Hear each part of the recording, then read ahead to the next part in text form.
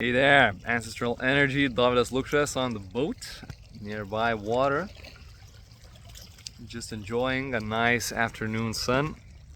So today I'm continuing for part 2, the video about coffee. The first part was about health, so what is coffee, and as well as health benefits and disadvantages.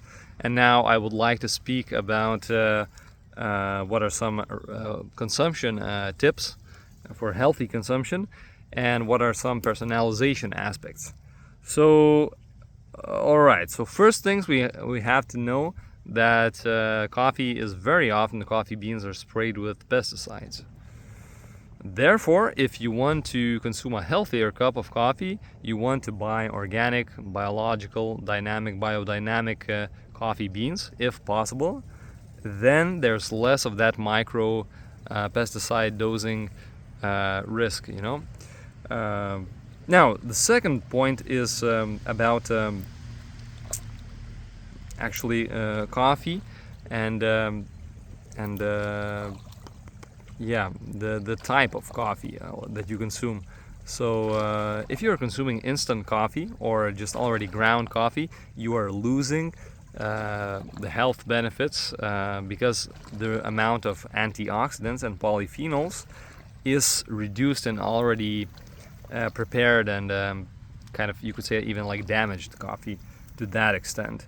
So what you want to consume, well, if we look at that from this point, like coffee beans are already typically roasted, and so any coffee is already roasted, but I would recommend to consume 50% roasted and 50% green coffee beans, which are not roasted, because they have been shown to actually have a lower pH. They have been shown to have a higher pH. They are more alkaline, and the coffee, the roasted coffee beans, they have a lower pH, so they are more acidic. Therefore, by balancing that in a just a jar that you use yourself, or some companies do, 50-50 green beans and normal roasted beans, you are getting more health benefits. So that's quite important. So ditch the ground coffee and ditch the instant coffee. Use only fresh ground coffee. Fresh ground on the moment. It's not like fresh ground and then you bring it for after 1 week. That's not fresh ground anymore. The highest concentration of antioxidants and polyphenols in coffee is first 10 minutes after grinding. So you gotta act fast on that. All right, now some other important strategy, in my opinion, and I preach, I recommend that for my clients to make it a ritual when you consume coffee, to actually enjoy it the way I'm now enjoying the sun. So here, make it a ritual. Relax, slow down a little bit, breathe, think, and think about the present moment. Be there in that moment. Express your gratitude for that short pause, and make that coffee delicious just pausing the life for some moment. Just enjoy the taste and aroma, and that actually makes the coffee itself and the caffeine work in your body very much the same. Just the way the breath,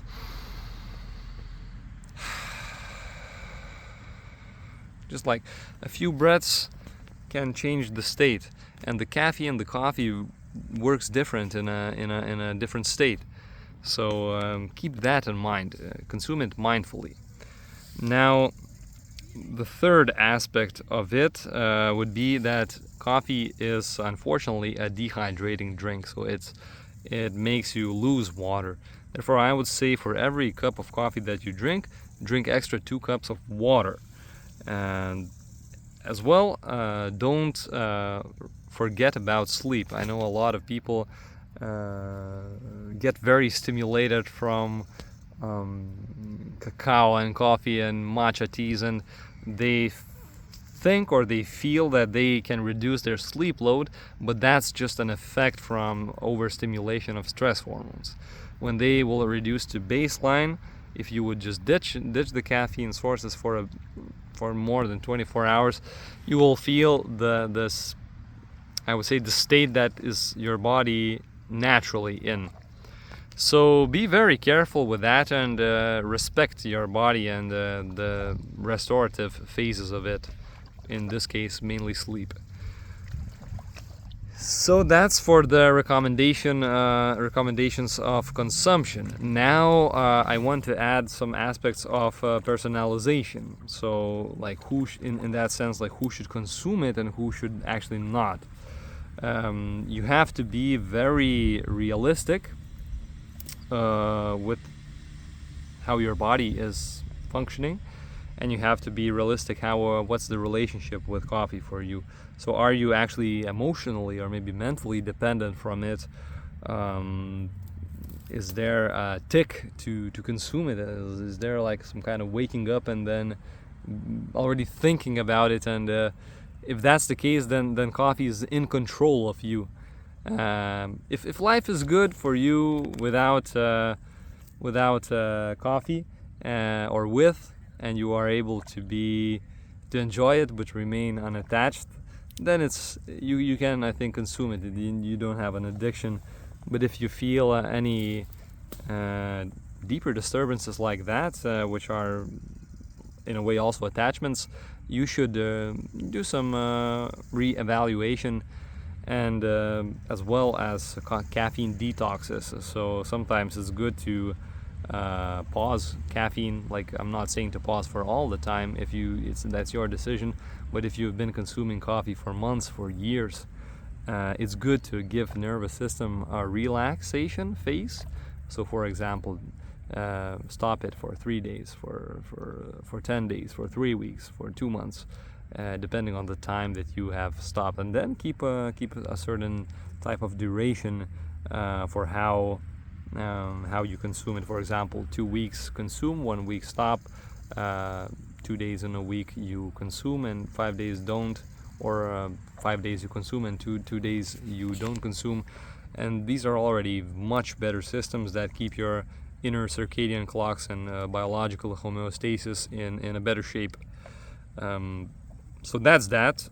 Now about inflammation, I would like to say quite important thing. So yeah, inflammation and your adrenal gland state. So if you feel like you're maybe burned out, or you have low energy waking up, or just in general throughout the day you don't have enough of charge, vitality to function, as well as if you have very high levels of inflammation, that is a lot of stress for your body.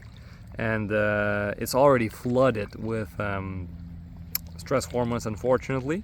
Therefore, to put it to the body to like a boiling point where there's even more stress hormones, that's just doesn't make sense until you heal properly.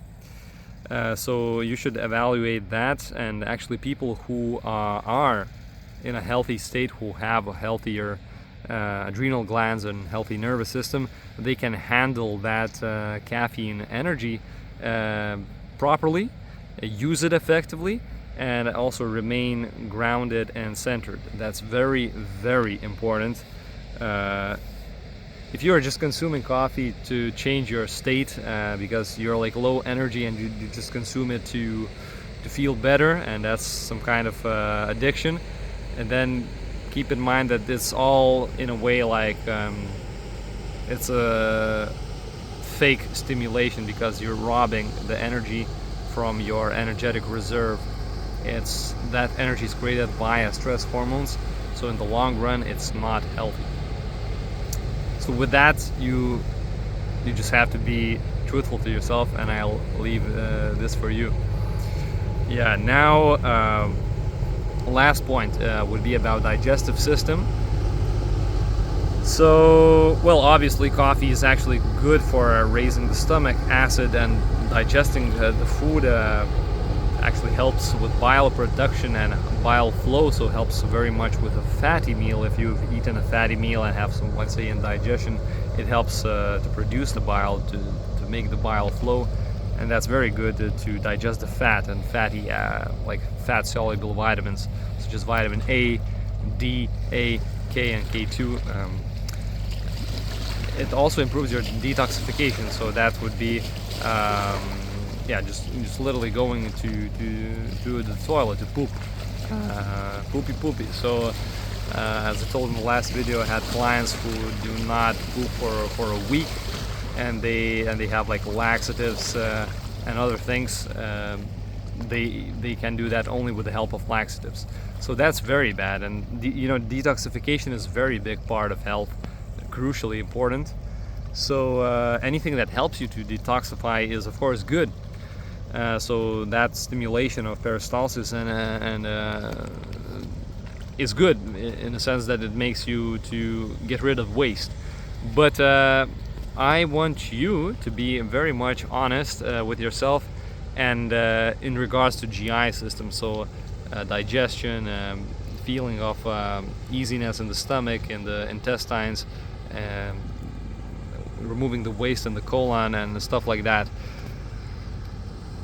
Are you consuming coffee and it just, yeah, makes things better, but they are good without it as well? Or if you would remove coffee, there would be problems? So if that's the case, if there would be some kind of problems, such as not pooping enough frequently, indigestion, or bloating without coffee and stuff like that, then it makes you see that you have deeper problems than that, and you just have to work on your gut health, either yourself or either with a coach. I myself, that's my specialization, gut health. I love this topic. It's my favorite. It's where I started, and it's deep. It's deep. To heal it, you need a lot of knowledge and practice, as well as the power of it that it is systemic. So the health of your gut translates to the health of your total body. So keep that in mind. If coffee makes you feel better, but that covers some kind of underlying problems, then it's up to you. You have to decide what you want to do, just to mask the symptom or to heal the problem. So that's crucially important, and those decisions are to you. My task, my mission for this video was to give you those some tips for healthy consumption, and I hope now it's more clear that by purchasing a more organic, biodynamic coffee and consuming it in a ritual manner, making some time to relax and breathe and enjoy the moment while drinking the coffee will give a total different effect. As well as also given some tips for personalization, who should consume it and who should not. So there, check in with yourself, be truthful, ask your questions, and yeah, check it out.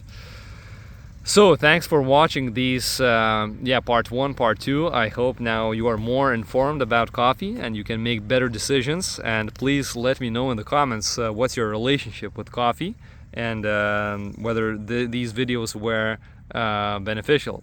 So that was Ancestral Energy, Dovydas Lukšas, and see you soon. Adios.